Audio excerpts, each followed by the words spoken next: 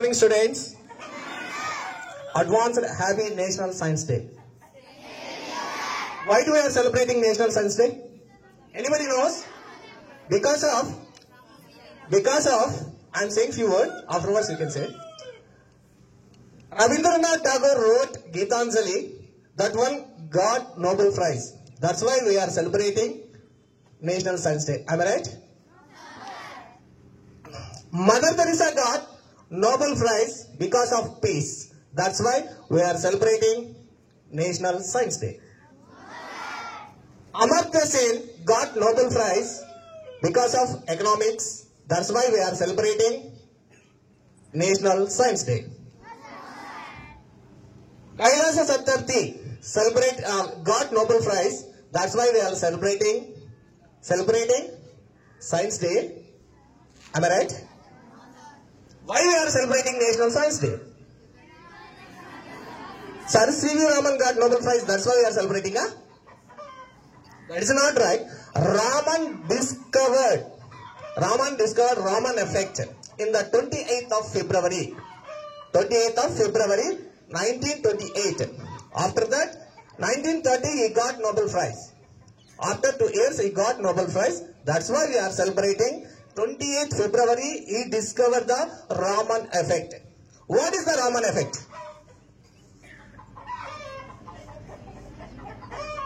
Raman effect ante enti? Sunlight color. What is the color of sunlight? Any others? This sunlight consisting of 7 colors that are called VIBGYOR. VIBGYOR. What are the colors? VIBGYOR. How can you determine this? How can you determine these colors? Dini ela gurtinchagalavu? Rainbow form avutundi gurtunda?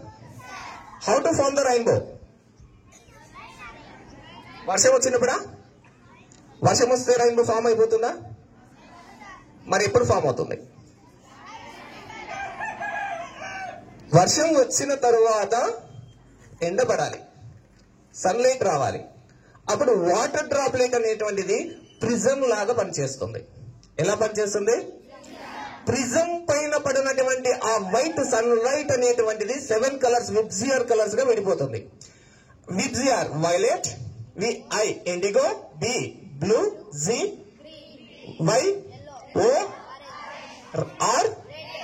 ఇక్కడ blue colour కు ఉన్నటువంటి intensity, frequency ఇలాంటి properties వల్ల ఈ sky అనేటువంటిది, water అనేటువంటిది blue colour లో appearance ఉంటుందని ఒకానొక టైంలో అతను ఓడలో ప్రయాణిస్తున్నప్పుడు అన్ఎక్స్పెక్టెడ్ గా కనుగొంటాడు.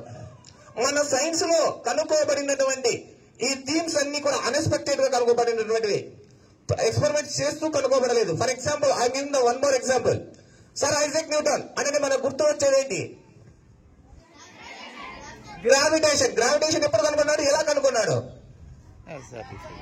ఒకనొక రోజు చెట్టు కింద కూర్చుంటే ఆపిల్ పండు కింద పడితే ఆ పండు కింద పడింది, పైకెందుకు పోలేదు అనే ఆలోచన వచ్చింది.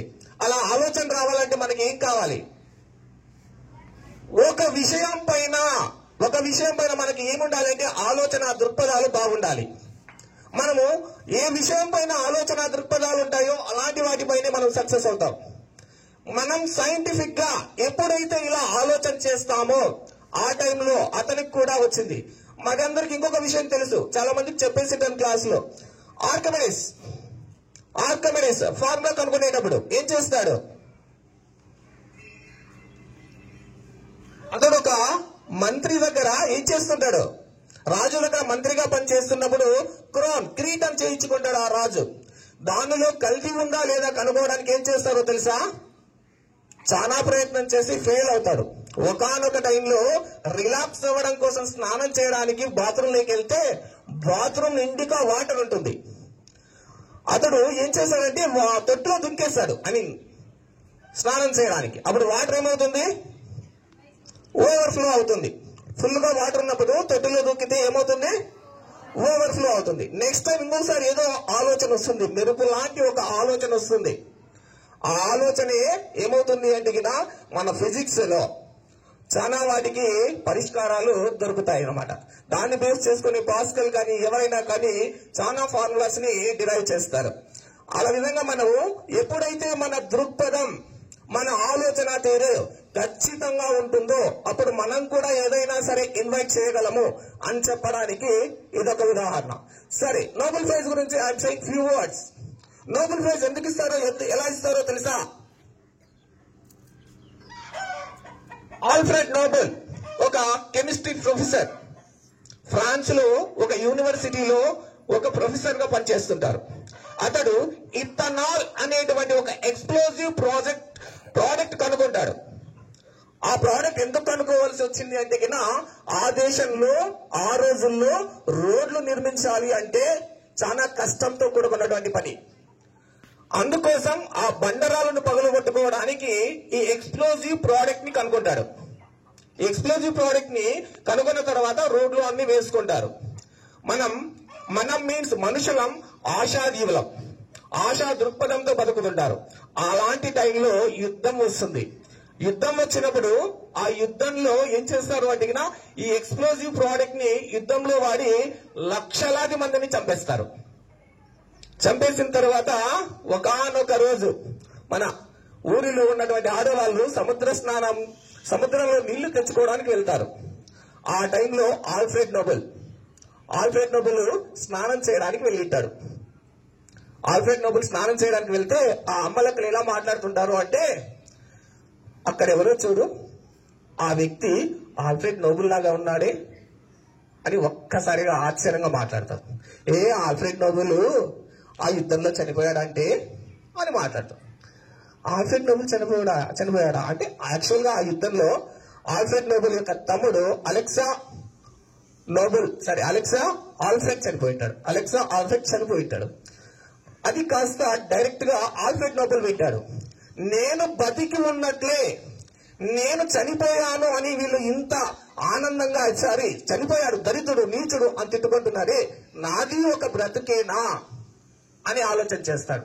ఇలా కాదు, ఈ సమాజం కోసం నేను ఏదో ఒకటి చేయాలి, ఈ సమాజం సుభిక్షంగా ఉండాలి అంటే, శాంతిగా ఉండాలంటే ఏదో చేయాలి అని అతడు కనుగొన్నటువంటి ఎక్స్ప్లోజివ్ ప్రోడక్ట్ ద్వారా సంపాదించినటువంటి డబ్బు అంతని అప్పుడు పౌండ్స్ లో కొలుస్తుంటారు, అంతా కూడా ప్యారిస్ బ్యాంక్ లో పెడతాడు. 1899వ సంవత్సరంలో ఒక ఫౌండేషన్ ని స్టార్ట్ చేస్తాడు. ఆ ఫౌండేషన్ ద్వారా వచ్చినటువంటి డబ్బు మొత్తాన్ని 1900 సంవత్సరంలో ఒక ఆర్గనైజేషన్ స్టార్ట్ అవుతుంది. ఆ ఆర్గనైజేషన్ ద్వారా 1901వ సంవత్సరం నుండి నోబెల్ ప్రైజ్ ఇవ్వడం జరుగుతుంది. ఆ విధంగా ఏం చేస్తాడంటే మొదట ఈ ప్రపంచ శాంతికి ఎవరైతే కృషి చేస్తారో వాళ్లకు నోబెల్ ప్రైజ్ ఇస్తాను అని చెప్తాడు. అటు తరువాత ఈ సమాజం అభివృద్ధికి శాంతి కోసమే కాకుండా ఈ కెమిస్ట్రీలో కానీ, జీవశాస్త్రం మీన్స్ మెడిసిన్ లో కానీ, ఇలా ఏ రంగానికైనా సరే అభివృద్ధి కోసం పాటుపడే ప్రతి ఒక్కరికి నోబెల్ ప్రైజ్ ఇవ్వచ్చు అని ఆ ఫౌండేషన్ కి సలహా ఇస్తాడు. ఎవరికి ఇచ్చినా ఒకరికి మాత్రం ఇవ్వద్దని చెప్తాడు. ఎవరు వాళ్ళు? మ్యాథమెటిక్స్. నోబెల్ ప్రైజ్ అందుకే మ్యాథమెటిక్స్ ఇవ్వరు. అక్కడ ఇచ్చేటువంటి గ్రేటెస్ట్ ప్రైజ్ పేరు ఏం పేరు తెలుసా?